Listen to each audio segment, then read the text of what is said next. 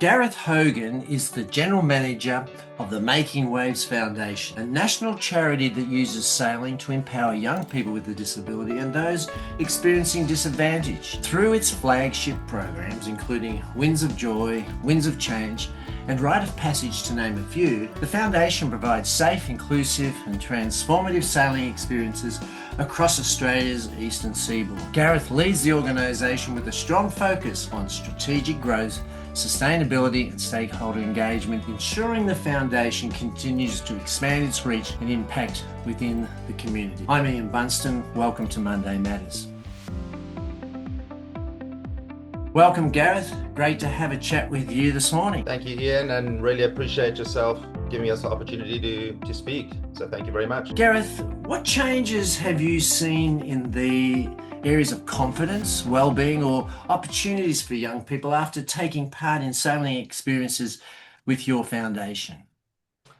Well, Ian, what we see most often is young people arriving a little unsure of themselves. So some of these participants have never seen the water, have never seen a boat. So they're really anxious about coming to us and getting onto the water. But once they're on the boat and they're giving some responsibility, either as a part of the crew, learning how to steer, working the winches, you just see that confidence grow in real time. Sailing puts them in a completely different environment where their disability or disadvantage isn't the focus. It's about what they can do. And that's really what we're emphasizing. By the end of a session, they're speaking up, they're smiling, they're taking pride in doing something they never thought possible, especially those that were timid and really anxious about getting on in the first place are often the hardest to get off the boat. They just want to stay there, and they found themselves a newfound passion. But because our yachts have been specifically designed to accommodate all forms of disability, including up to 4 wheelchairs simultaneously, no one's left behind. And what's really powerful is that this change doesn't just stay on the boat, but the teachers and parents tell us that the confidence carries into their school life, into their friendships, and into their family life. And for us, that's the impact we're chasing, trying to give these young people the chance to see their own potential. And from an opportunities perspective, it really depends on a variety of factors. And that's why we as an organization work so closely with the schools to really identify the best program that will give the best chance of success for these participants. So as you mentioned, we have a suite of programs that we can really cater to the individual. Our Winds of Joy program offers an introduction to sailing around the harbor or bay on these large ocean racing yachts, aimed at students between 8 and 15, and it happens daily throughout the school term. So they learn to work the winches, they learn to take the helm and just move around the boat with a little bit more confidence. Our Winds of Change program is more focused on older pupils, so age 15 to 18. It takes place twice a week over a school term. So here, participants are given a bit more one-on-one mentoring, and they learn the basics of sailing through skills such as communication, teamwork, leadership, responsibility. And then our Wright of Passage program is a program that focuses on teaching students age 15 and above the trade-based skills needed to provide work-ready attitudes. So by learning to take instructions from the mentors and volunteers, they learn to build these rainbow dinghies from scratch, and then launching and sailing those boats after 10 weeks delivers really positive outcomes for students who really struggled in that traditional class environment. And then this all accumulates in our racing program, which is called the Winds of Inspiration. So this was originally provided to our volunteers to kind of give them something back for their time and let them race these large ocean yachts. But now we're starting to incorporate the participants as well, who want to take that next step into sailing and then use the opportunity to either race in a club event or even one day hoping to participate in the Sydney to Hobart race, which is what we're doing this year. For the first time, we have a young Wright of Passage participant from Geelong, who will be our first ever program graduate undertaking the Sydney to Hobart. So, Gareth, what inspired the foundation to use sailing specifically as a tool for empowerment? And you've already touched on this next part of my question. And how do you see the program continue to evolve in the future? It's very exciting to hear about the Sydney to Hobart race. Yeah, it's a great question, Ian. So It all started back in 1994, where our founder wanted a crew living with disability to participate in the 50th Sydney to Hobart yacht race.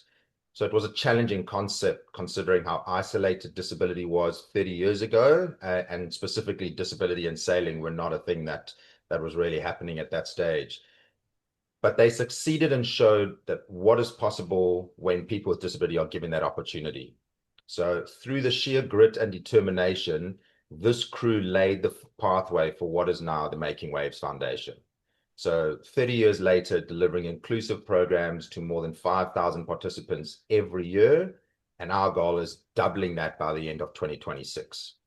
So sailing is always perceived as an elitist sport. But in actual fact, it's uniquely inclusive, and it works just through the sheer fact that everyone on that boat needs to work together through communication and trust. You can't just sit on the side and necessarily hide away. You've got to be involved at every step, and that's why sailing is this chosen vehicle for us. Our objective, as we've said, is to focus on the ability and not the disability. So our goal over the next 3 to 5 years is taking these programs to more communities across Australia. We're in 5 locations across the eastern seaboard: Brisbane, Newcastle, Sydney, Geelong, and Melbourne. And we're obviously looking to expand that and take it so that access, cost, or social barriers don't stop young people from having this experience on the water. The foundation's come an incredible long way over that time, Gareth, and there must have been some challenges along the way. Absolutely. And every year is, challenging in the charity and not-for-profit space. And much like every small charity, we face 4 big challenges: number of volunteers, locations, access to participants, and then funding. So our programs rely on skilled sailors and support crew, but they need to be available during school hours. That's when our programs run, which limits the pool of people who can help.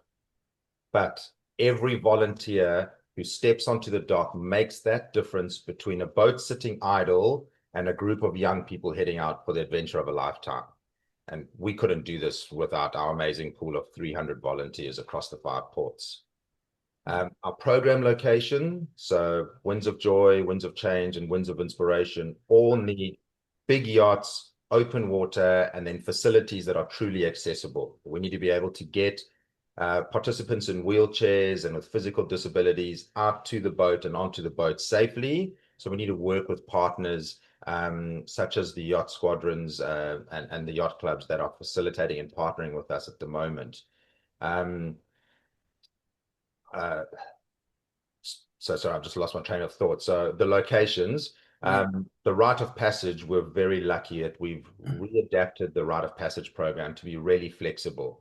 So at the moment, it can fit into 2 20-foot shipping containers, and anywhere where we can place these 2 shipping containers, we can run the program, which gives us the flexibility to bring this program to communities where water is otherwise not within reach.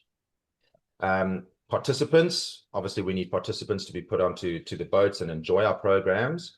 So we work very closely with schools, carers, and disability organizations to bring young people to us.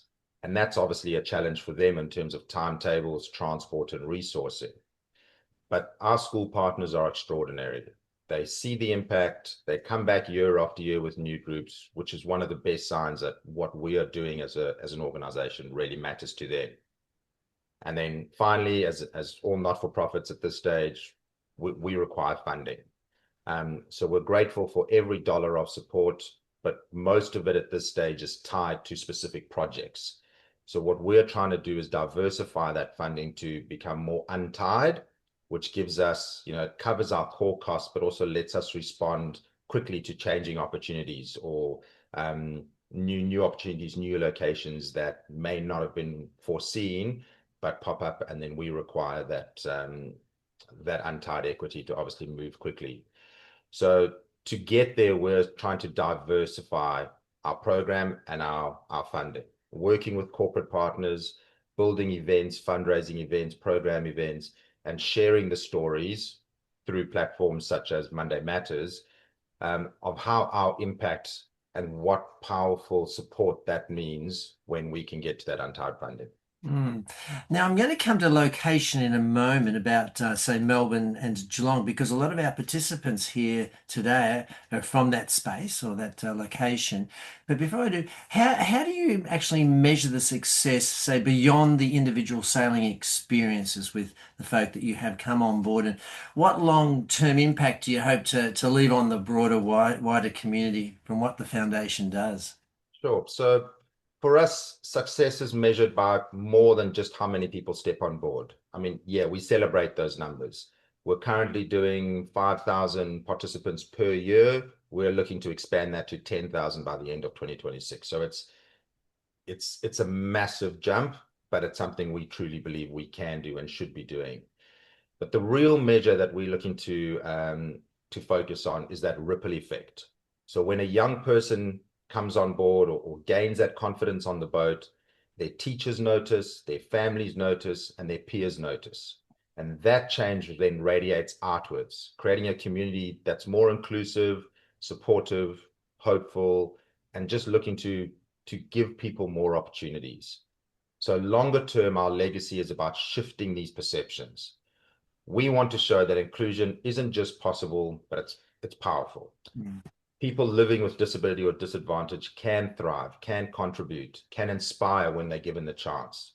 And if in 10 or 20 years' time, sailing clubs and associations see disability not as a barrier as it was seen, but more as an opportunity for connection, then we know we've done our part to ensure that inclusion lasts well beyond that single sailing experience.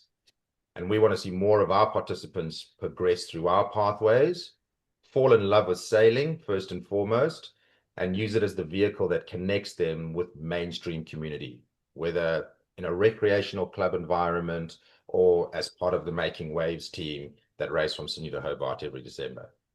Mm. It's a great story. I'm just thinking about the participants just for one moment here with the students, including teachers and maybe some parents that come on board. Is there any particular participant that stands out after the experience of coming on board and having the sail experience where they've responded in an overwhelming way to the time that they've spent on out on the bay? Ian, where do I start? We have a lot of these stories. One that really resonates with me was a story that came out recently from one of our Sydney participants, um, who was he was extremely anxious, extremely shy, non-verbal, and just really didn't want to get on the boat at all. And his teacher had to really work with him closely and gain that trust for him to step on board. And once he stepped on board and got familiar with the surroundings, he just absolutely loved it.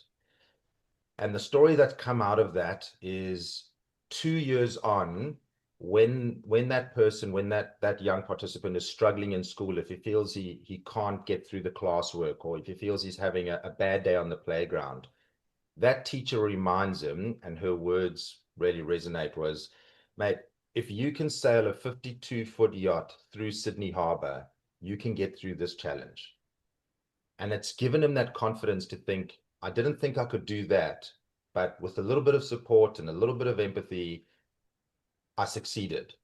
So if I can take that and use that for my daily challenges and have that confidence to just step outside my comfort zones, I'll succeed. And to us, that really is just, it's that powerful message that you don't get very often, but makes us come back to the office every day and just keep doing what we do. Very special.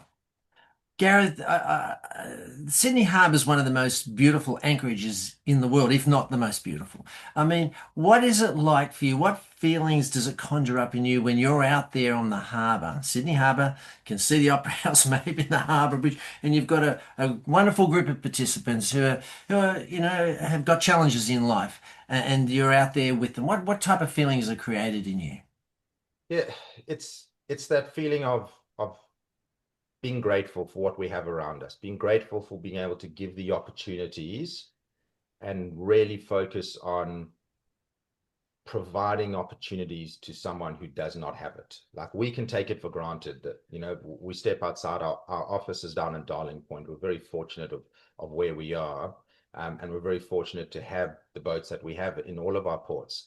But to be able to step out and give that experience to someone who has either never had it before and will never have it potentially again, that's powerful. It just brings everything into perspective and just says, be grateful, take every opportunity you can, and take as many people along for the ride.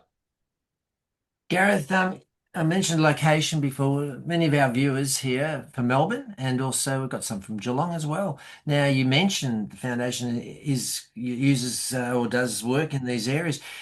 Would there be opportunities for volunteers to support the foundation? Absolutely. So in Geelong, we're out of the Royal Geelong Yacht Squadron. Sorry, Yacht Club. We're very, very fortunate to be birthed there in a beautiful spot. So yeah, we're always looking for volunteers to come down and support us. Obviously, sailing experience is beneficial. You don't have to be an ocean sailor. You don't have to be a skipper. If you're comfortable around the boat and you're able to give a few hours during the week, absolutely, we'd love to hear from you. In Melbourne, we're off Melbourne City Marina out of Docklands. And again, same thing. Obviously, there we cruise up and down the river. But if you're able to give us a few hours, it is during school times, during school terms only. We would love to have more hands. We'll never say no to a willing and able volunteer.